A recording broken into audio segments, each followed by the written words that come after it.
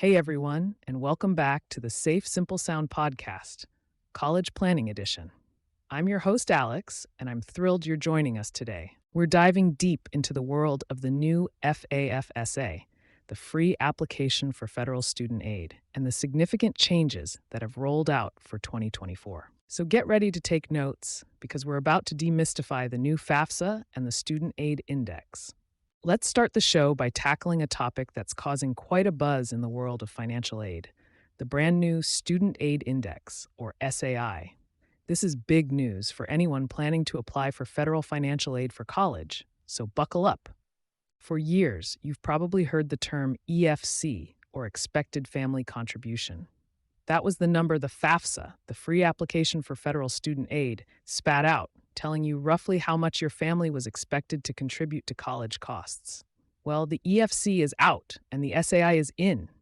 This isn't just a name change, it's a whole new way of calculating financial need, and it has some pretty significant implications. Think of it like this. The EFC was like an older model car. It got you from point A to point B, but it wasn't exactly fuel efficient or packed with the latest features. The SAI is the upgraded model, designed to be more accurate and, in some cases, more generous. But like any new car, there are some new features to learn, and some changes that might surprise you. Let's break down the key differences. First, and this is probably the most important, the SAI replaces the Expected Family Contribution EFC as the primary measure of financial need for the FAFSA. This means that starting with the 2024-2025 FAFSA form, everything is based on the SAI, not the EFC. Secondly, the SAI can be negative, down to -1,500, unlike the EFC. The EFC's floor was always 0. A negative SAI? It sounds strange, but it actually means more potential aid for the lowest income students. Imagine your SAI is -500. That's a strong signal to colleges that you have significant financial need, potentially opening doors to more grants and scholarships. Now, here's a change that might impact some of you.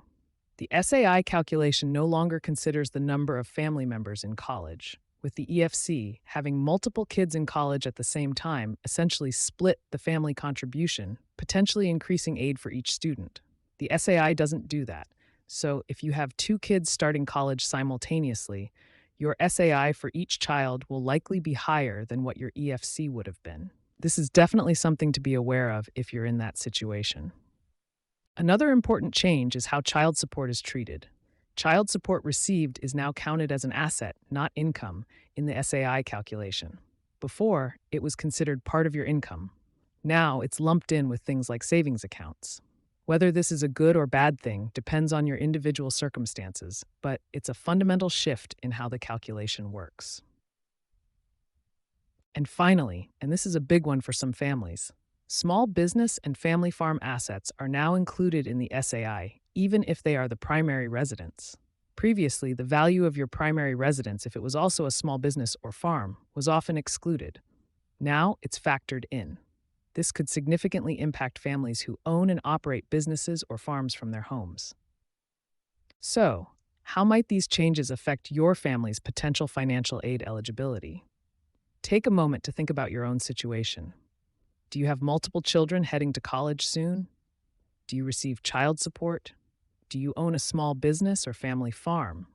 These are all factors that will now play a different role in determining your SAI. And that leads to a bigger question. Why did the Department of Education make these changes? What are the intended benefits and potential drawbacks? On one hand, the negative SAI is clearly aimed at helping the neediest students. On the other hand, the elimination of the sibling discount and the inclusion of business and farm assets could make college more expensive for some families. It's a complex balancing act, and it's worth considering all sides of the equation. Okay, let's recap.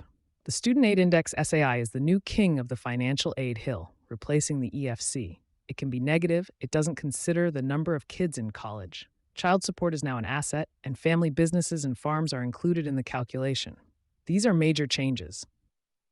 Here's your call to action. Go online and find an SAI calculator. There are several free ones available. Plug in your information and get an estimate of your potential SAI. If you've applied for financial aid in the past, compare your estimated SAI to your previous EFC. This will give you a clearer picture of how these changes might impact you. Understanding your SAI is the first step in navigating the new financial aid landscape. In our next segment, we'll dive deeper into the changes to the FAFSA form itself, including the streamlined application process and new security features. So, stick around. We've got more valuable insights coming your way. The big headline here is simplification. Remember those seemingly endless questions on the old FAFSA? Well, the FAFSA form is significantly simplified, with fewer questions and direct data transfer from the IRS. Think of it like going from filling out your taxes by hand to using tax software that automatically pulls in your W-2s. It's that kind of streamlining. This direct data transfer means less hunting down documents and less room for error. This should drastically reduce the time and stress involved in completing the application. How many of you have spent hours, maybe even days, gathering all the necessary paperwork for the FAFSA in the past? I know I have. This change alone is a game changer. Next up, let's talk about options. Applicants can now list up to 20 colleges on the online FAFSA, up from 10. This might seem like a small detail, but it's actually quite significant. It gives you more flexibility to explore different schools and compare financial aid packages. It's like having more slots on your college application buffet. You can sample more options before making your final decision. Maybe you have a few dream schools, some safety schools, and a couple in between. Now, you have more room to consider them all on your FAFSA. Security is paramount, especially when dealing with sensitive financial information. The new FAFSA addresses this with a new two-step verification process for accessing and submitting the FAFSA. Think of it like having two locks on your front door instead of one. It adds an extra layer of protection to safeguard your data. This might mean an extra step or two, but it's well worth it for peace of mind, knowing your information is secure. This is similar to accessing your banking account with a username, password, and a one-time code sent to your phone. Now let's get into some of the financial calculation changes. First, the good news. The income protection allowance has increased, shielding more income from being considered in the aid calculation. This essentially means that more of your income is protected from being counted towards your expected contribution. Imagine it like this. You have a certain amount of money in your grocery budget. The income protection allowance is like getting a discount on your essential groceries, leaving you with more money for other things, like college. This could potentially increase your eligibility for aid. However, there's one change that might not be as welcome. State and local tax allowances have been eliminated. Previously, the FAFSA took into account the amount you paid in state and local taxes, which could reduce your calculated income. That's no longer the case. This could have a bigger impact on families in states with high state and local taxes. Think of it like losing a tax deduction. It might mean your taxable income appears slightly higher, which could impact your aid. So how do all these changes fit together, and what do they mean for you? Well, the streamlined application and increased college options are clearly beneficial. The increased income protection allowance is a plus for most families. However, the elimination of state and local tax allowances is something to be aware of, especially if you live in a high-tax state. Consider the guiding question. Considering the changes in income and tax reporting, how might families need to adjust their financial planning strategies for college? It may be a good time to start looking for additional scholarships, grants, and work-study opportunities. The key takeaways here are simplification, increased options, enhanced security, and some key changes to how your financial need is calculated. These changes are designed to make the process more user-friendly and provide a more accurate picture of your financial situation. And to answer, how might the streamlined FAFSA application process reduce the burden on families, and what potential challenges might still remain? Overall, it is a net positive to increase usability and access. There is always room to improve, but we should see less time and stress involved in the overall process. My main call to action for you today is simple. Visit studentaid.gov and explore the resources available to familiarize yourself with the new FAFSA form and process. They have detailed guides, FAQs, and even videos to walk you through everything. Knowledge is power, especially when it comes to navigating the financial aid landscape. Don't wait until the last minute. Get informed now. All right, folks, we've covered the basics of the Student Aid Index, or SAI, and the nuts and bolts of the new FAFSA form. Now, let's get personal. Because let's be honest, these changes aren't one size fits all. They're going to hit different families in different ways. We're going to dive into how these FAFSA and Student Aid Index SAI changes impact various family structures. Think of it like this. Your financial situation is like a unique fingerprint, and the FAFSA is trying to get a clear impression. But depending on the shape of that fingerprint, the results can vary wildly.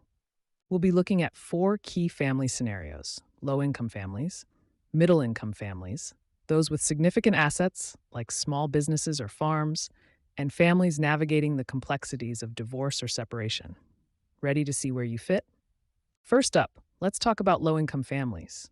The good news here is that the new FAFSA with its Student Aid Index SAI might actually open doors that were previously closed. The SAI can actually be negative down to negative 1,500. That means instead of just showing you have zero need, it actively flags you as having high need, potentially unlocking more grant money like the Pell Grant.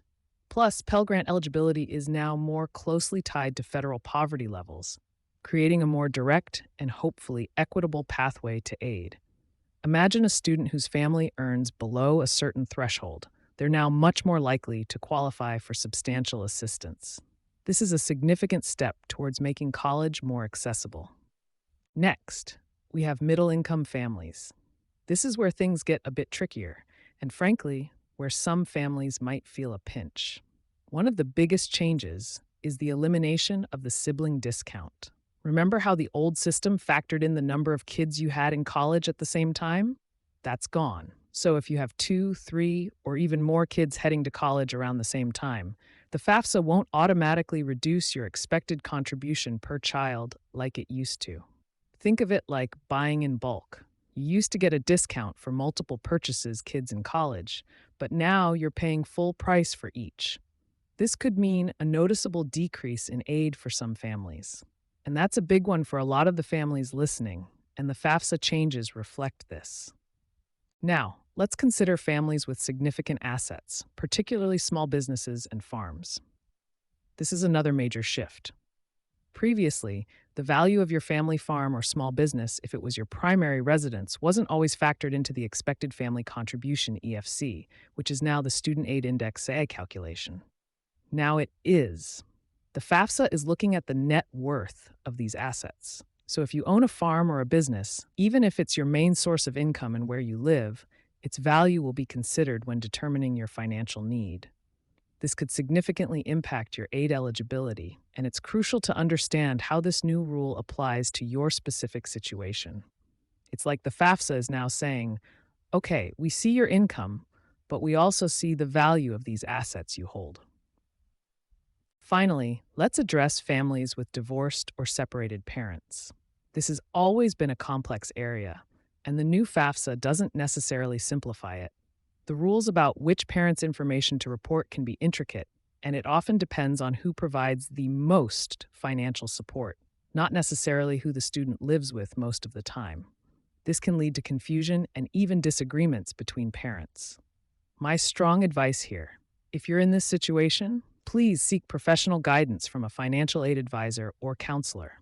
The nuances are significant, and you want to ensure you're reporting accurately to maximize your potential aid. Don't try to navigate this alone. It's like trying to assemble complex furniture without the instructions. So, to address the questions, how does the new FAFSA address equity and access to higher education for students from diverse socioeconomic backgrounds? The answer is twofold. By going negative on the Student Aid Index SAI, they make college more affordable to those who need it most. But by including family farms and not including sibling discounts, they may lower access. What are some proactive steps families can take to mitigate potential negative impacts of the FAFSA changes on their financial aid? It will be very important to consult experts in some situations. Okay, let's recap. We've seen how the new FAFSA can be a mixed bag, with potential benefits for low-income families, challenges for middle-income families with multiple college students, significant considerations for families with businesses and farms, and continued complexity for divorced or separated parents. The key takeaway? Know your category. Where does your family fit into this picture? Are you likely to see an increase or decrease in aid? Understanding your specific situation is the first step in preparing for these changes and maximizing your financial aid opportunities. The Student Aid Index, SAI, is going to affect everyone. So, here's your call to action. Take some time to review your family's financial situation. Do you fall into one of those categories we discussed? Low income, middle income with multiple kids in college, significant assets, divorced or separated parents? Honestly assessing your situation will help you understand the potential impact of these FAFSA changes. And remember, knowledge is power. The more you know, the better prepared you'll be. Next up, we'll be talking about concrete steps you can take to prepare for the new FAFSA, including gathering your documents, understanding deadlines, and maximizing your aid opportunities. We'll break down the to-do list so you can tackle this process with confidence. Stay tuned. FAFSA is your gateway to accessing grants, scholarships, work-study programs, and federal student loans. And with the recent changes, the new FAFSA, it is more important than ever. Think of it as your golden ticket, but you need to know how to use it. This isn't just a form you fill out once and forget about. It's a process, and like any important process, preparation is key. We're going to break down exactly what you need to do to prepare for and maximize your FAFSA, because the more prepared you are, the smoother the process will be, and more importantly, the better your chances of securing the financial aid you need. First things first, your studentaid.gov account. This is your online portal for all things FAFSA. If you're a returning applicant, make sure your account is up to date. If you're new, create an account well in advance. And this is crucial. All contributors need their own FSA ID. A contributor could be a parent, a step-parent, or a spouse, depending on your situation. Think of the FSA ID as your electronic signature. It's essential for signing and submitting the FAFSA. Don't wait until the last minute to get these IDs. Imagine trying to get a passport the day before an international flight. Total chaos, right? Same principle here. Next up, gather your financial documents. This is like assembling the ingredients before you start baking a cake. You'll need your tax returns, W-2s, records of any untaxed income like child support or veterans benefits, and information about your assets, checking and savings accounts, investments, and now, under the new rules, even small business and family farm assets, if applicable. Having all of this organized beforehand will save you a ton of time and frustration when you actually sit down to fill out the FAFSA. Now, let's talk timing. The FAFSA for the 2024-2025 academic year became available on December 31st, 2023. And while the federal deadline is much later, here's the golden rule. Submit your FAFSA as early as possible. Think of it like applying for a popular concert. The earlier you get your tickets, the better your seats, and the less likely you are to miss out. The same applies to financial aid.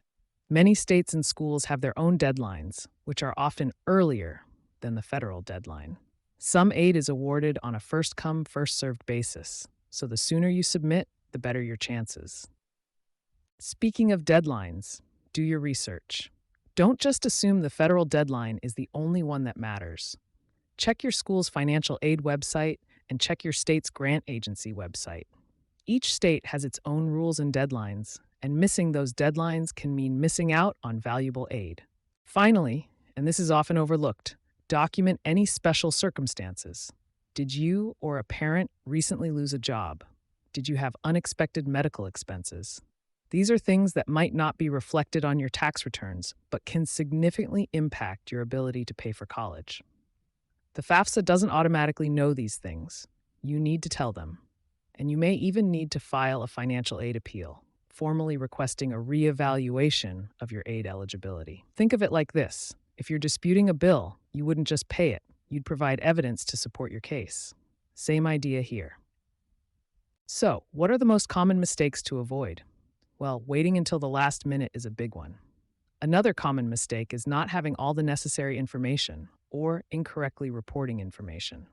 The new FAFSA has direct data transfer from the IRS, which helps, but double, triple check everything. And, believe it or not, some people simply forget to sign the FAFSA, making it incomplete. Beyond the FAFSA itself, many other resources can build out your financial aid. Look into scholarships, grants, state aid programs, and even institutional aid offered directly by the colleges you're applying to. To recap, preparing for and maximizing your FAFSA is all about being proactive, organized, and informed. Create or update your studentaid.gov account and get those FSA IDs early. Gather your financial documents. Submit your FAFSA as soon as possible after it opens. Know your schools and states' deadlines, and document any special circumstances. Your call to action for today is simple. Create a FAFSA checklist. List all the steps we've discussed, gather the necessary documents, and set reminders for those crucial deadlines. This one task can significantly increase your chances of securing the financial aid you need to make your educational dreams a reality. And that's a wrap on our deep dive into the new FAFSA and the Student Aid Index SAI. We've covered a lot of ground today, from understanding the fundamental shift from the expected family contribution EFC to the SAI, to navigating the streamlined application process and exploring how these changes impact different family situations. Remember, the FAFSA is your gateway to financial aid for college, and understanding these changes is crucial for maximizing your opportunities. We saw how the SAI can now be negative, a potential game changer for low-income families. We also highlighted the impact on middle-income families, particularly those with multiple children in college, due to the elimination of the sibling discount. The inclusion of small business and family farm assets in the SAI calculation is another significant change that many families will need to carefully consider. One of the most impactful discussions, I think, was around preparing for and maximizing your FAFSA. Remember to create your FSA ID early, gather all your necessary documents, and submit your application as soon as possible after it opens. And don't forget to document any special circumstances that might warrant a financial aid appeal. Thank you so much for tuning in to the Safe, Simple, Sound podcast today. I truly appreciate you being part of our community dedicated to seizing financial control. Please head over to our show notes for links to studentaid.gov, the article we discussed, and other helpful resources. If you found this episode valuable, share it with friends and family who are also navigating the college financial aid process. And of course, subscribe to the podcast so you don't miss out on future episodes. Until next time, stay informed, stay proactive, and keep making sound financial choices. This is Alex, signing off.